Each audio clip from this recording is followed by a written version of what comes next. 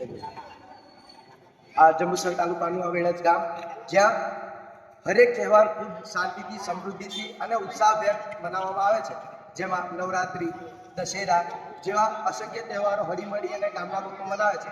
તેવી જ રીતે આ એક હોલિકા દહન પર્વ પર આ વેળજ ગામ ખૂબ ધૂમધામ અને શાંતિપૂર્વક મનાવે છે, જેમાં નાના બાળકો, વયોવૃદ્ધ, યુવાનો ઉત્સાહભેર પોતાનું કાર્ય કરે છે અને આનંદભેર આ જે તહેવાર છે તેમાં તે પોતે જોડાય છે.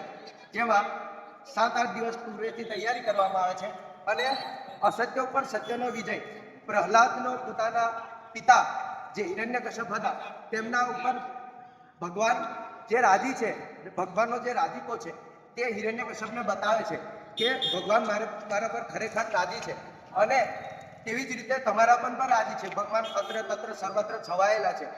આ દ્રષ્ટાંત હિરણ્યકશ્યપને આપે છે અને ભગવાન નરસિંહ થાંભલામાંથી પોતાનો નૃસિંહ અવતાર આપી અને તેનો પણ જે જીવ છે તેને આત્માને પરમાત્મા સુધી લઈ જાય છે અને સ્વર્ગ સુધી લઈ જાય છે અને છેલ્લે હિરણ્યકશ્યપને પણ એક પોતાનો નરસિંહ અવતાર બતાવે છે.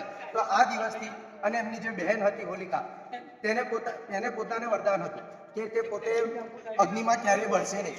તો એ વરદાન પર તેનું નિષ્ફળ જાય છે ભગવાનના પ્રતાપે અને પ્રહલાદનો જીવ બચી જાય છે. તે દિવસથી આપણે આ પારંપરિક દિવસને હોલિકા દહન કરીએ છીએ અને આ વેળજ ગામ આ જે પર્વ છે ખૂબ ઉત્સાહથી મનાવે છે.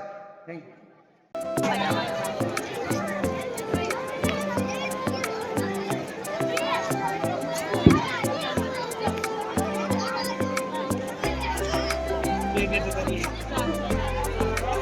हम मतलब होली की प्रदक्षिणा कर रहे थे, तो भाई कैसी मतलब हमको जलन हो रही है भाई, देख सकते हो कितना मतलब बहुत ज़्यादा हीट हो रही है। आगे चल रहे हैं, मैं पीछे पीछे चल रहा हूँ और ये हो रही है। तो भाई अभी मैं इंटरव्यू देने वाला हूँ, हिंदी में तो इंग्लिश, गुजराती में तो पता नहीं भाई, मेरे को गुजराती कम आती है और हिंदी ज़्यादा आती है।